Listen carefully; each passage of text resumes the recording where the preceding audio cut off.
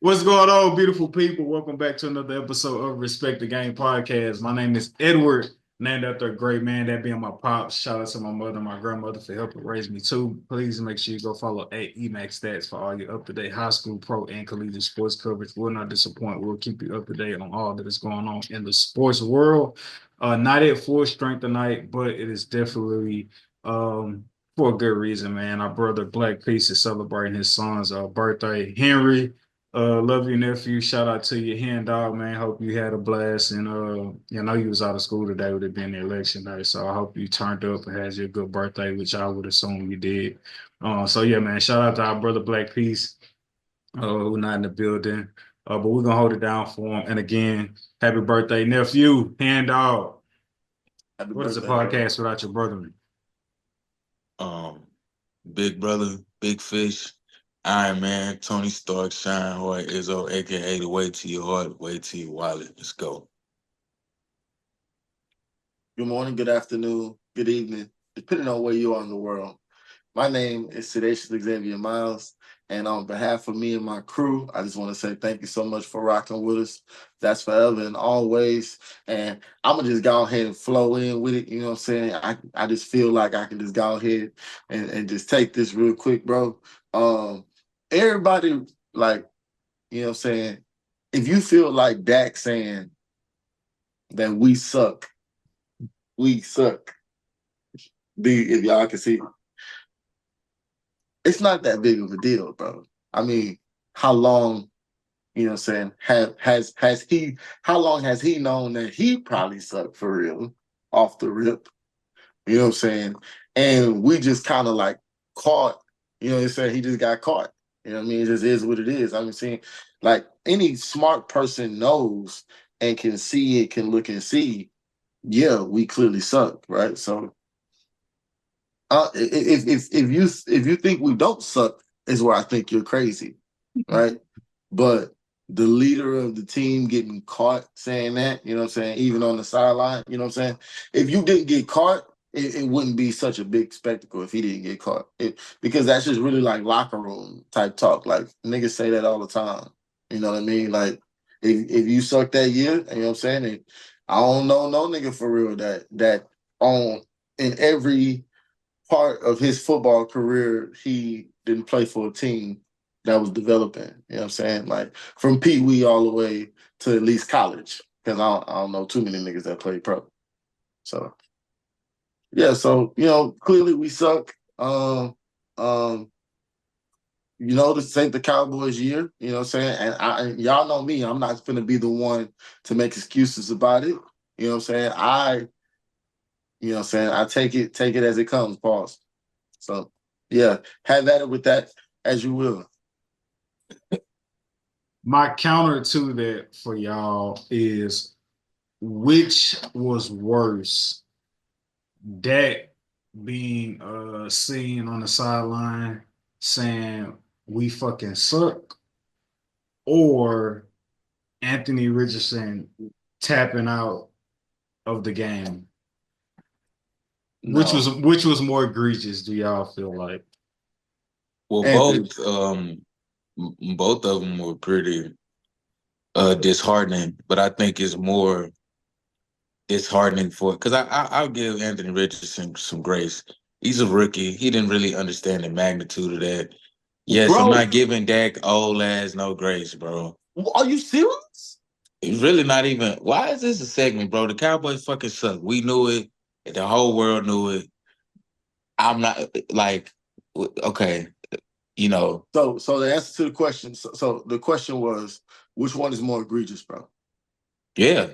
I believe Dak coming out and saying we fucking suck, in my personal opinion, because you don't have to call, or that's like the pot calling the kettle black. I mean, obviously everybody knows that you suck, but Lord Jesus, Dak, like, Hey yo, do we shot want hard.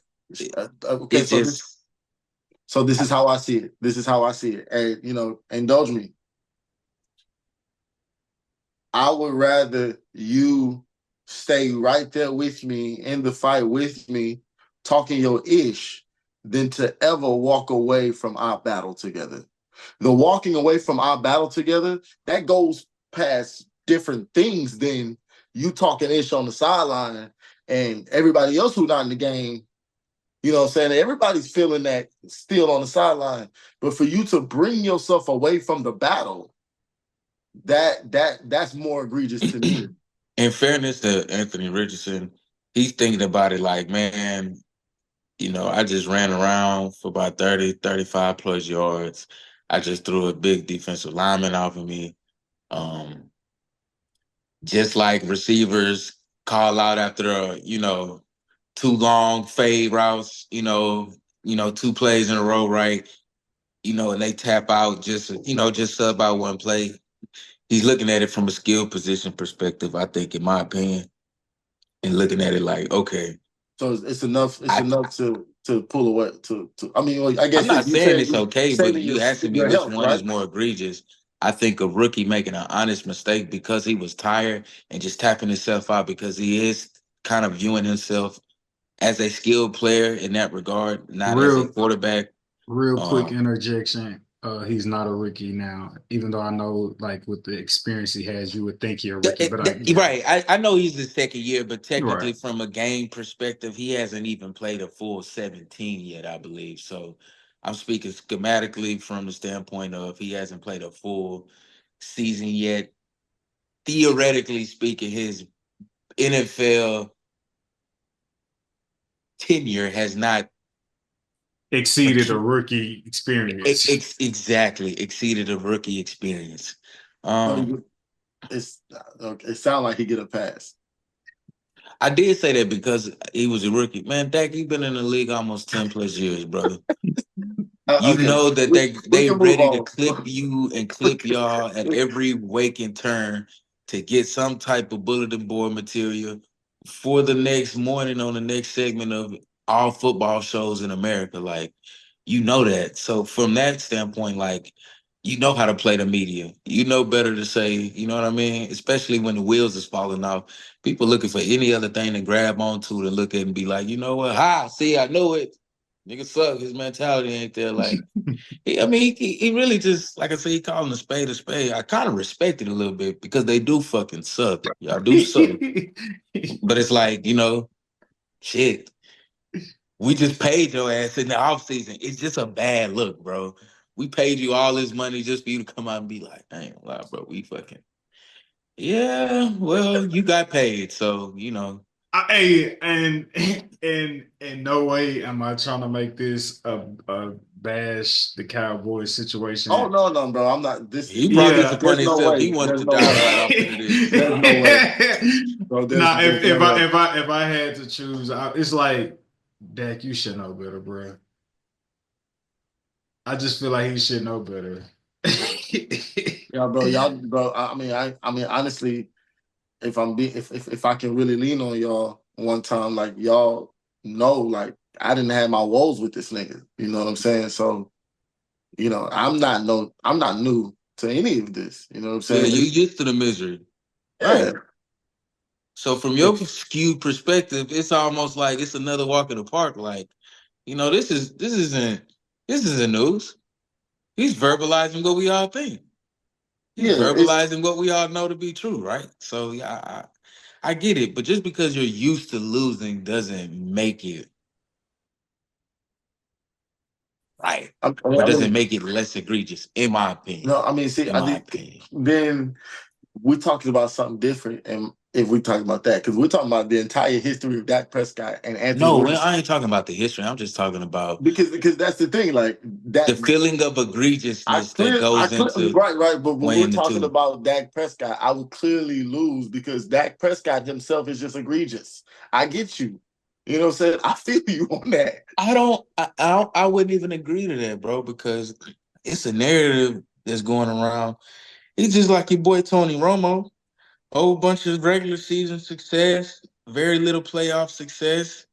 Then been paid very handsomely with a few lucrative contracts throughout his Cowboys tenure, just like i.e. Tony Romo as well. And look where that has gotten you all in the last, 16, 17 years.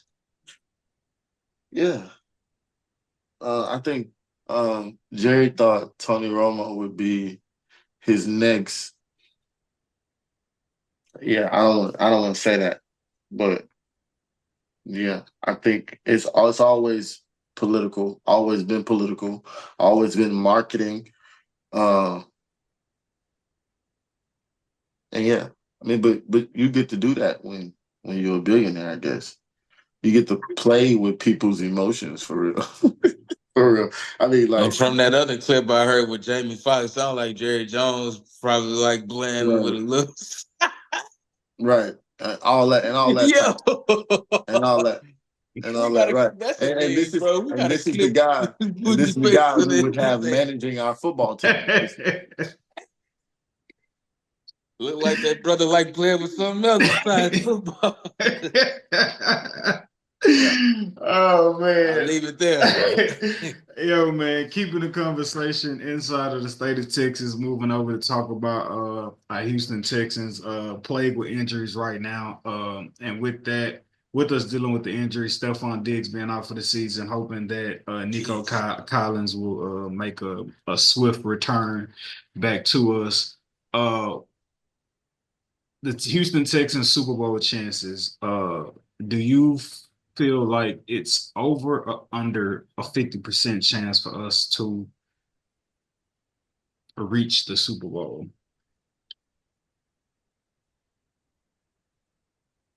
Under 50. Mm.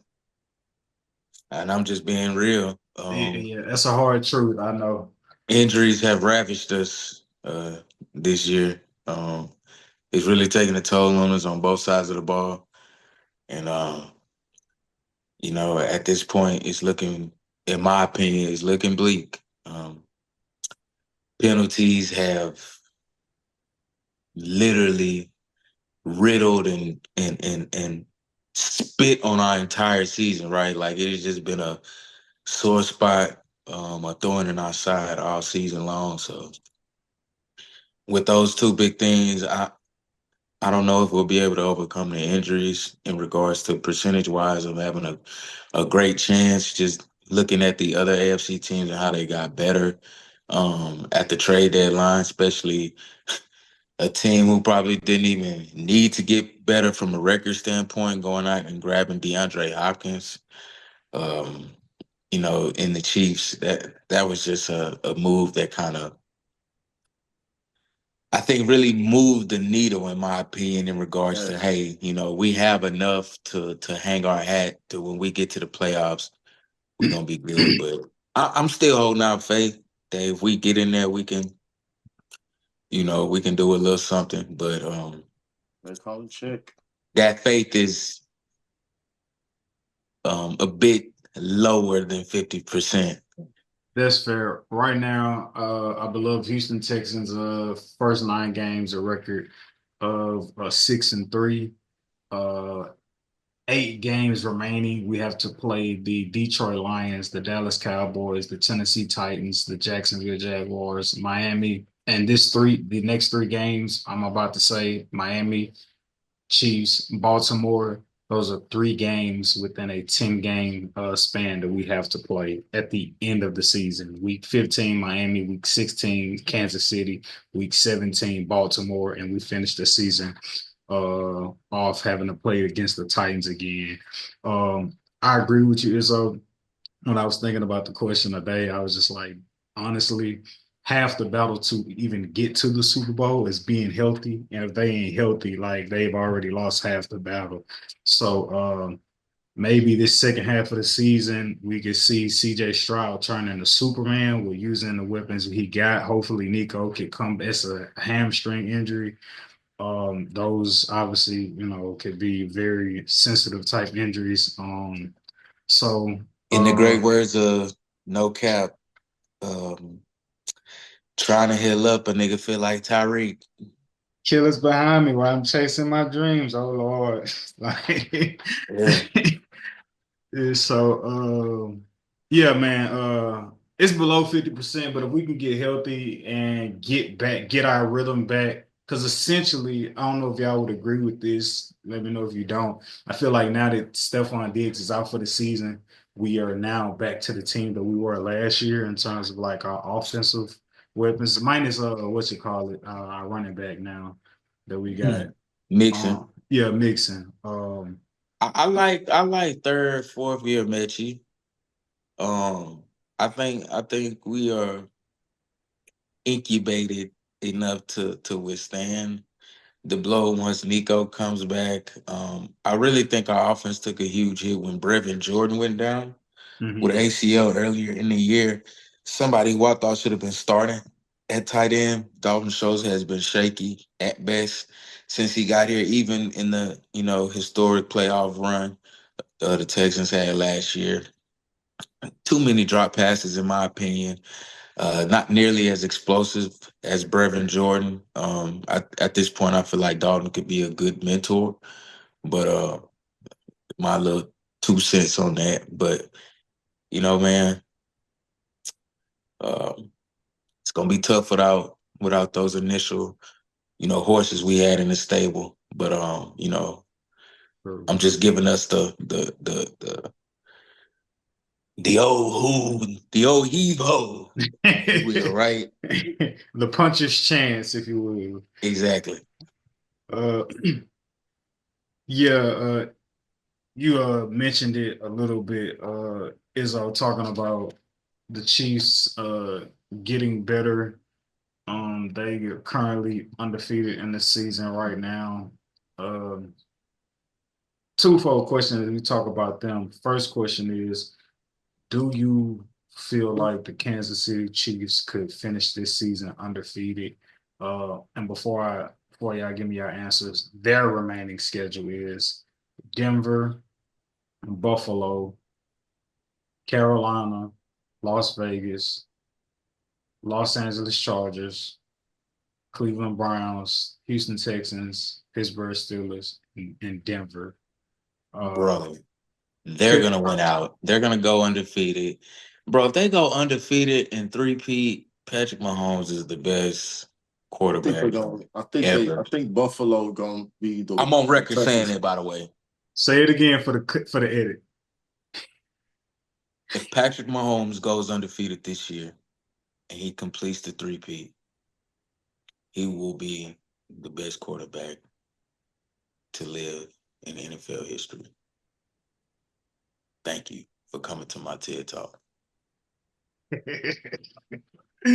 I like it.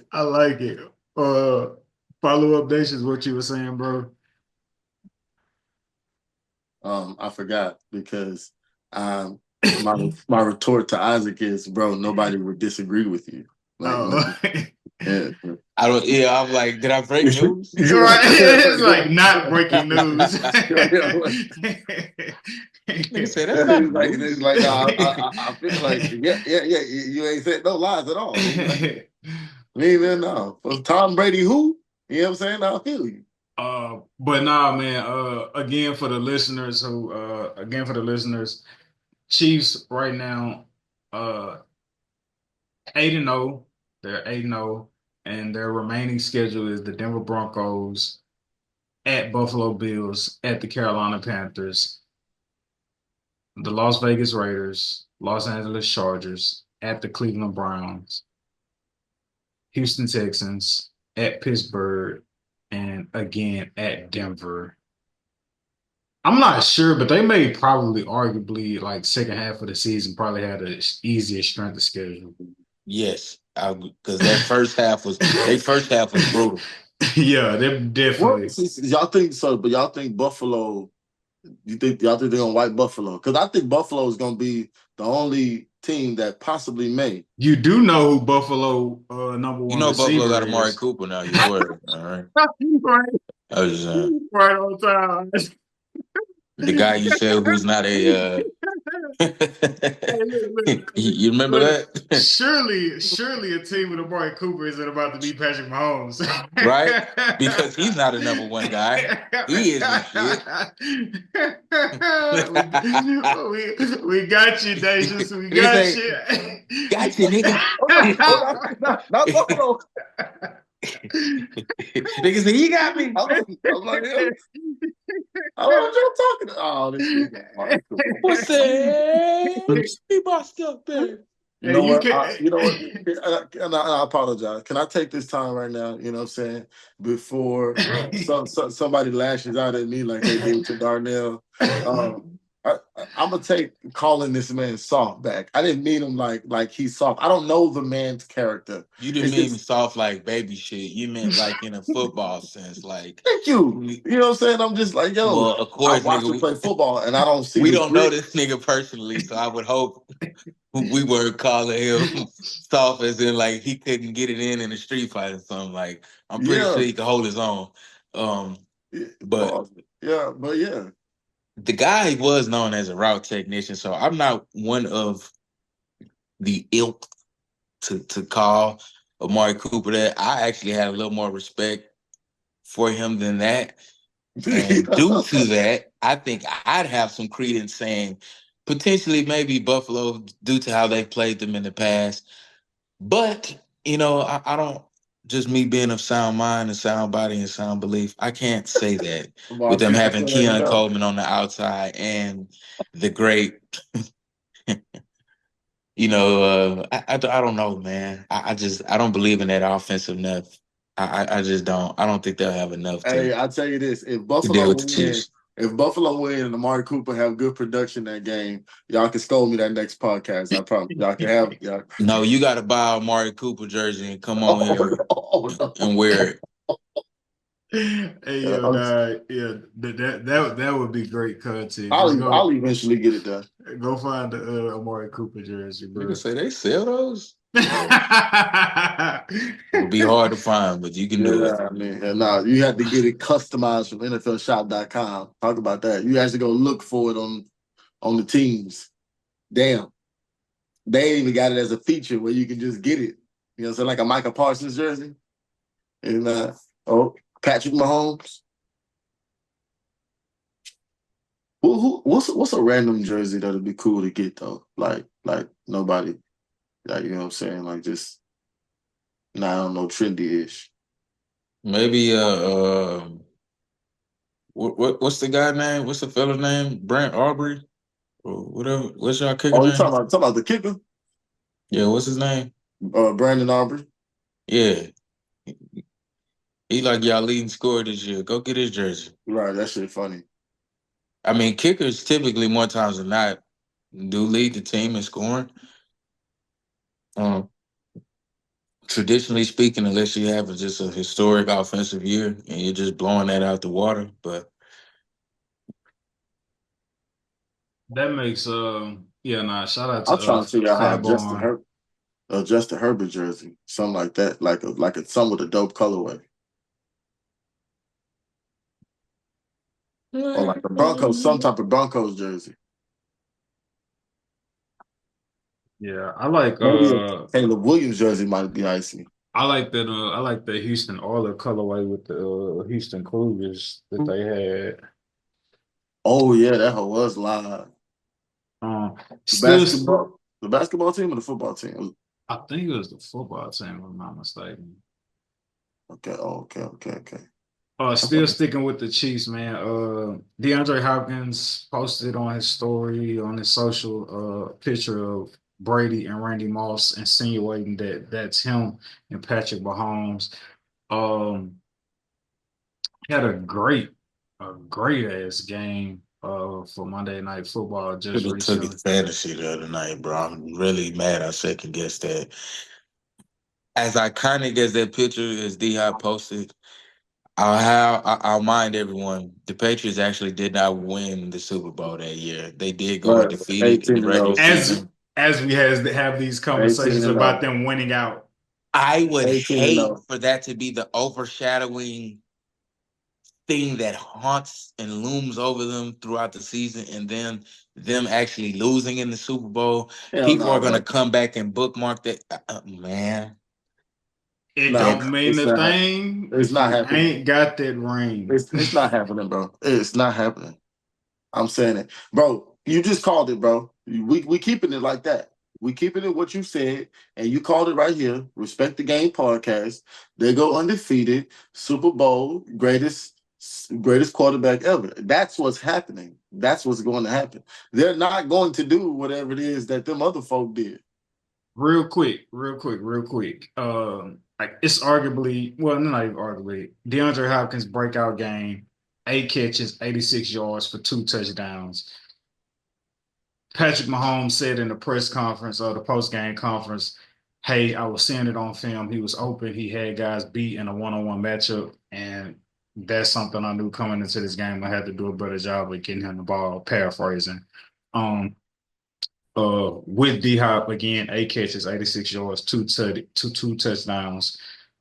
Do we believe that to have just been a moment, or do we believe D Hop is going to sustain this level of production, considering Patrick Mahomes could tend to spread the wealth one game to another, and you'd be like, what happened to D Hop? Similar to what happens to Travis Kelce at times.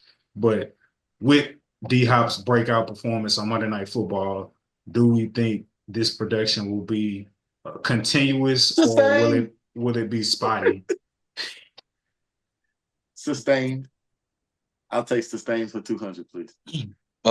Miguel had a single once called that had a phrase in it saying, this love is a sure thing. I want to echo those sentiments because it's scary hours. Oh my God. Oh, and by the way, too, I want to make this to be known. I believe when Bill O'Brien blew up the Texans and he got rid of DeAndre Hopkins, a lot of people tried to write DeAndre Hopkins off as if like he wasn't. I know he had got injured at one point, but they still tried to write him off as if like he wasn't still like an elite receiver in this league. And I would even go as far to argue his situation has been no different than Devontae Adams' situation, and just him being able to be with a good enough quarterback. And then when he was with the Cardinals and Kyler Murray, I think Kyler Murray got hurt one of them years. So I'm not gonna disrespect DeAndre Hopkins though, because one thing that's different from him and another receiver that you actually compared him to, he had some of his best years without a quarterback. That's what I'm saying. DeAndre Hopkins is that guy. He has still been that guy. Devontae Adams got paid in the NFL and made a name in the NFL based off his relationship and companionship on the field with Aaron Rodgers and them having elite chemistry at the time of Aaron Rodgers still being at his prime.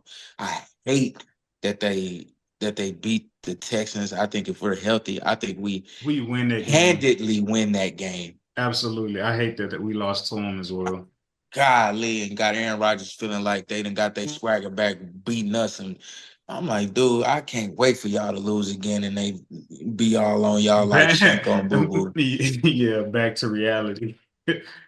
But nah, man, I'm glad that DeAndre Hopkins is on a team where he's playing meaningful football again, because I really truly believe he never lost a step, and people tried to write him off as if he was getting old and his time had passed. That was never the case. Never. Absolutely ever the case. And he's now in a situation with a great quarterback, and possibly put himself back on the radar and for the masses. I think people who truly like try to respect the game and been watching him knew he never really lost a step. But Hall of Fame career. He ended with a Super Bowl. Easily Hall of Fame. Easy Hall of Fame without the Super Bowl. Exactly. Preach. So the same like credence and respect people try to give to Devontae and like give him all these passes because he hasn't been with a great quarterback, like that same respect should have been attributed and given to DeAndre Hopkins these past few years. But y'all gonna see what he's made of. Y'all foolish. Y'all gonna see what he's made of now, man. Why you But bro, it was one pass where like you can tell like they're gonna go in practice, and when they get this down, it's touchdown almost every time. It's like Patrick Mahomes came off the ball and just threw it to him real quick, and like DeAndre, he looked back like a second late, like maybe a half a second late. DeAndre looked back. When they work on that and they get that down, it's That's gonna be really scary, bro. And what could be even more scary is I think they said Hollywood Brown may have a chance to return in the postseason, if I heard that correctly. I know they say it was out entirely for the regular season, but if they could get him back along with Xavier Worthy and you put that. And Kareem Hunt is Man, Kareem Hunt won't one. really have a job for real once Isaiah Pacheco comes back in a few weeks. But bro, what? Whoa, excuse me. I'm sorry. Hold on. Bro. Yeah, that's how that goes. This is how your exclusive works. When Isaiah Pacheco comes back, this is how they run through the rest of this and don't stop till the Super Bowl. That's exactly how it happens, bro. Okay. I'm waiting on that shit too because he's on my two-headed monster. Yeah, I bet you'd love that. I know you'd love that. He's on my fantasy right now. So I think you're wishfully thinking, but I think they dropped somebody to create a roster spot for Kareem. I just think from purely a roster spot perspective, he may not, especially if Hollywood Brown comes back off of IR in the postseason and he's able to play. They may get that spot away in order to improve the team elsewhere. But I like that duo, especially if you look at Jameer Gibbs and, what David Montgomery have been doing. I'm not saying that they're them by any stretch of the imagination, but you see that two-headed tandem from the running back position, and it's enticing, right? It's tantalizing because not everybody got that. If you got two lead dogs at running back, bro, it's especially in the playoffs, you got you something. But we'll see. Because that's the only way. Because Buffalo is it, and then again, I don't think Buffalo is going to win. I'm just saying Buffalo is the one that I see that could be a toss-up type. Right, because they have a great number one wide receiver options across the field. Exactly. And they play good defense. They actually don't. You're talking about the Chiefs? No, I'm talking about the Bills. The Bills got all right defense. No, I think what makes the Chiefs dangerous is that they bread and butter has been able for them to lean on their defense, and it's just like if our offense and the running game and the running game is like if our offense as a whole isn't at its optimal prime right now, we can still lean on the defense. We can still lean on the defense. Yeah. All right. Crossing over to the NBA. Sedacious. I know you made mention earlier in the show that you wanted to walk back or make clear your statements about Amari Cooper. Tomorrow is November 6th. Giving you the floor right now to backtrack or pull out. Pause. I knew it. About follow through with the bet? No, not even follow through. Just giving you opportunity to walk away from the scrutiny of November 6th. And for those who may have not heard on the last episode, November 6th is when the Boston Celtics, we're shooting this on a Tuesday, so Wednesday, tomorrow, November 6th, the Boston Celtics play the Golden State Warriors. And it was already been documented. Oh my God! Yeah, pick of the day tomorrow. Bro, I didn't know Steph Curry would be hurt though, bro. Steph Curry is back. Oh, no. Yeah. He's back. Yeah, it's going down like a whale in the boat. Let's do it. Let's do it. Let's do it. No, I'm following through. I'm staying on this side. So you still think the game is not going to be a blowout? You still think the game is going to be close? You still think the Golden State Warriors are going to win this game? Okay, so I don't think that they're going to win the game. I don't think they're going to get blown out. I think Jason Tatum tries to go for 50 and send a very demonstrative message. What? They playing that? They playing in Boston? I don't know where they playing at. I pray it's yes, they playing. They playing at Boston. I thought they was playing. I thought Steve Kerr. I thought they was. I may have misspoke on the last episode and said they was playing at Golden State, but they're playing at Boston. They may call Steve Kerr racial slurs and he white. Hey, the fact The fact that they're playing the fact that they're playing at TD Garden in Boston, the Warriors starters will not be playing in the fourth quarter. And it ain't because they'll be up 40. Like how that shit used to go. Yo, that's hey, you wanna know something? On Sleeper, I've been paying attention. The sports betting app, Sleeper is having a very high percentage of when they give you a discount. When they give you a discount on a player, they almost never go over. Oh, And, I mean, I know that's not breaking news. I know it's not breaking news. I know, but I'm just saying tomorrow, if under any circumstances there is a Warriors prop, then they be like, hey, Stephen Curry over 20 points tonight, hit the under.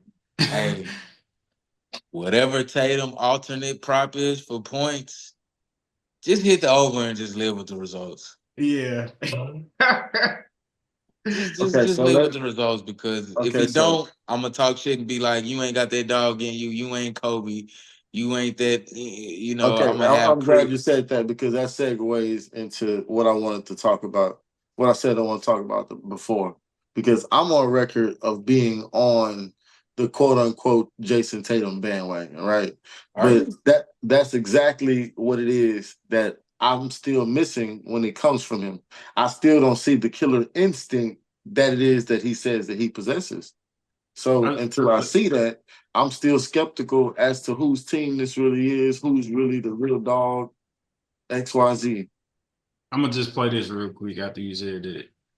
I think whatever the number is set at for Jason Tatum and Jaylen Brown, you smash the over, because November 9th is the first game that they play against the Golden State Warriors. Jason Tatum and whatever the other boy name is that won finals, ain't gonna be enough.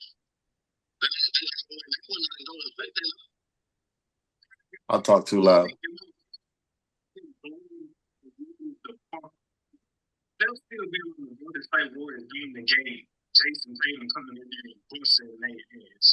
And then for them having a point to prove, I would honestly predict the Stars sit in the fourth quarter. As a matter of fact, take the unders on the Warriors. There's not even rocket science. That's just basketball.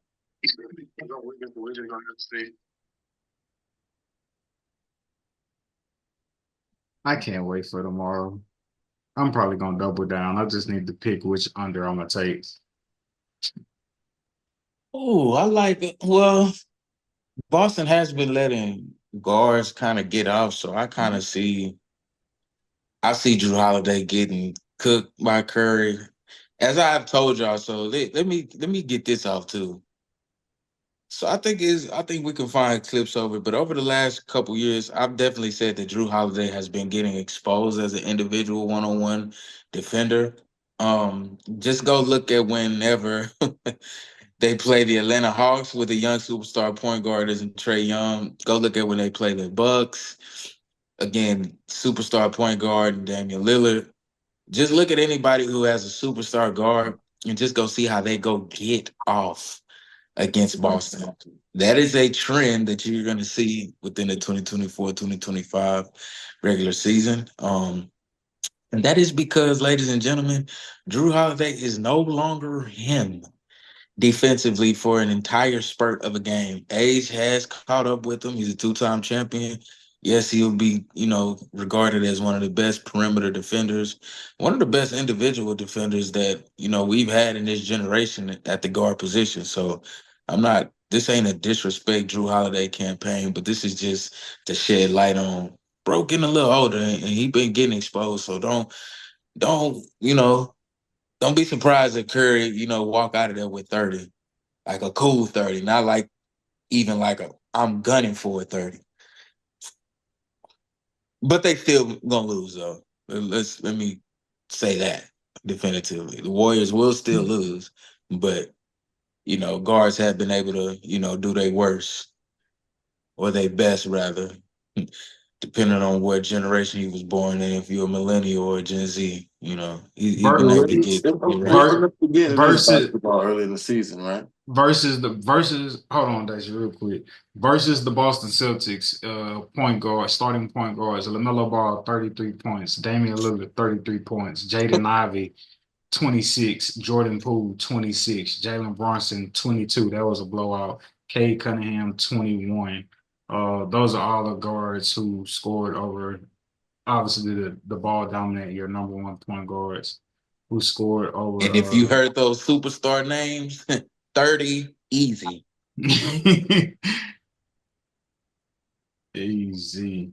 Yeah, man. Easy. But nah, I've been peeping that too. I'm like, that whole like That old Drew Holiday out Drew there on the perimeter. Holiday. Don't No, go out there. and yeah, that Drew Holiday, Derek White narrative, it ain't been looking too promising in the guard department. I think part of that is because of Joe Mazzulla and the system they run.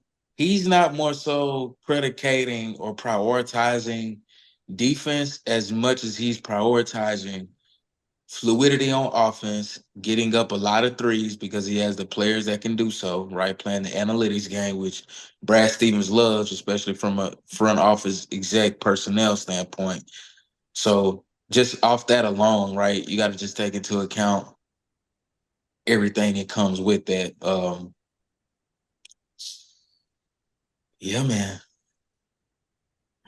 Joel Embiid gets into it with the reporter, shoves the reporter because he felt like the reporter was out of bounds by mentioning his brother who passed away. And was it who was it his family, I believe, or something? Oh, his son, his brother who passed away, and his son, Joel, saying, "Hey, he's at the point where he's motivated by leaving a legacy."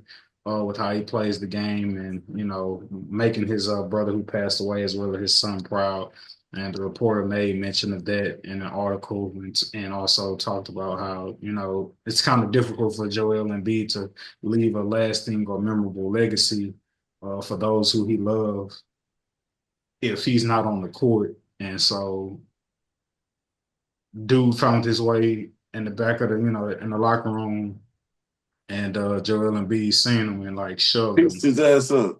and, Oh, and shoved him. It's now reported that Joel Embiid will miss. He's being suspended 3 games whenever he's activated to be available to finally play. When that will be, we do not know. But taking bets, will we see Joel Embiid return before or after Christmas?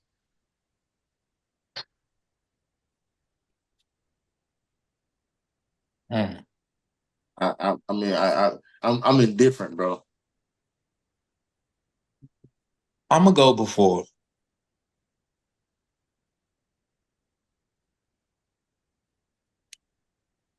I am maybe a bit of a reach, but I'm flirting with the idea that Joel Embiid may be on his way out of Philly, personally.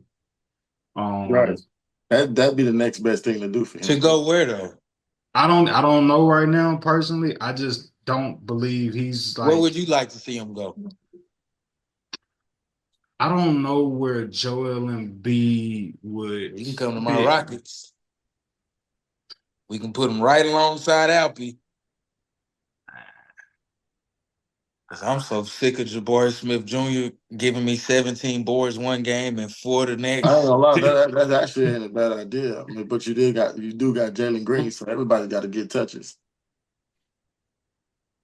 I don't know if with Joel Embiid's availability issues, I don't know if he could go somewhere and He'd be demand perfect the for the type of Clippers. go back to being with Harden. But I don't know.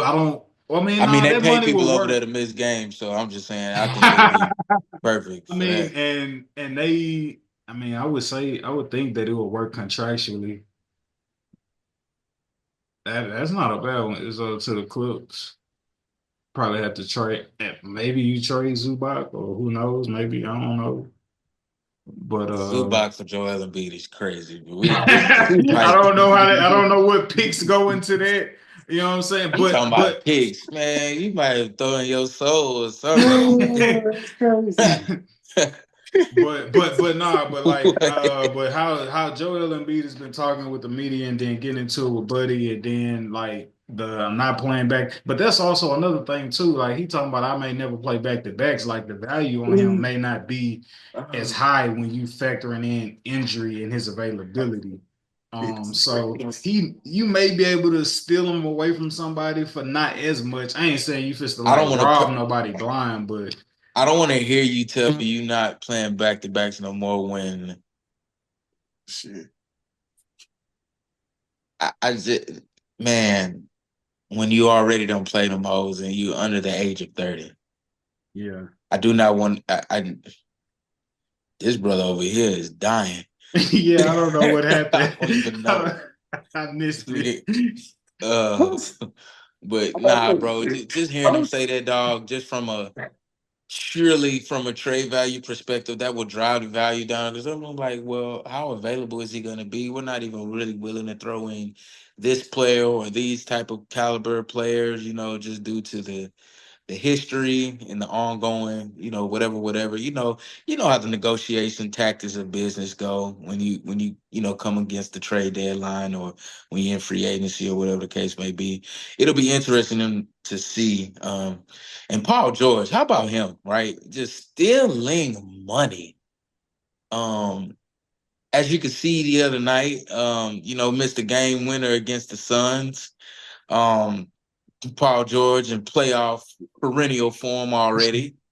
Um, you know, and this ain't Paul George hate. He's a great podcaster. Let me stop, bro. I don't know, man. That's a bad shot himself. Like, I just, man. I guess they just handed 200 million to everybody, man. Philadelphia just got money to get. And if I'm Joel Embiid and I'm seeing all that, I'm like, oh, okay. Okay, bro. I'm We could sorry. have a $600 million team, huh? You got it, huh? Surely that's what's about to happen, right? Bro, you funny. You funny, bro. My boy said Zubac for Joel Embiid is crazy. Hey, man, my name means I'm Hebrew just Holy saying, bro. I Laughter. think that relationship is rocky with the management and Embiid, bro. I wouldn't be surprised if he got him out of there some kind of way. Oh, if he does leave, does that give more credence to what James Harden was saying about Daryl Morey and his shady backdoor business practices as Yeah, I as a would. general manager? I believe so. I believe so. Nah, beautiful people. Thank y'all for taking out the time to listen to us again this week, man. Again, make sure y'all go follow our brother, Black Peace, who wasn't in the building. And shout out to our nephew, Hen Dog, man. Happy birthday, nephew. Yeah, man. Don't take y'all listening to us for granted. Genuinely appreciate it. Keep interacting with us in the comments. Please make sure y'all go follow us on our YouTube page, as well as Instagram, Twitter, and TikTok. Yeah, man, and we're gonna be back next week for another great episode. Love you, beautiful people. We will see you next week.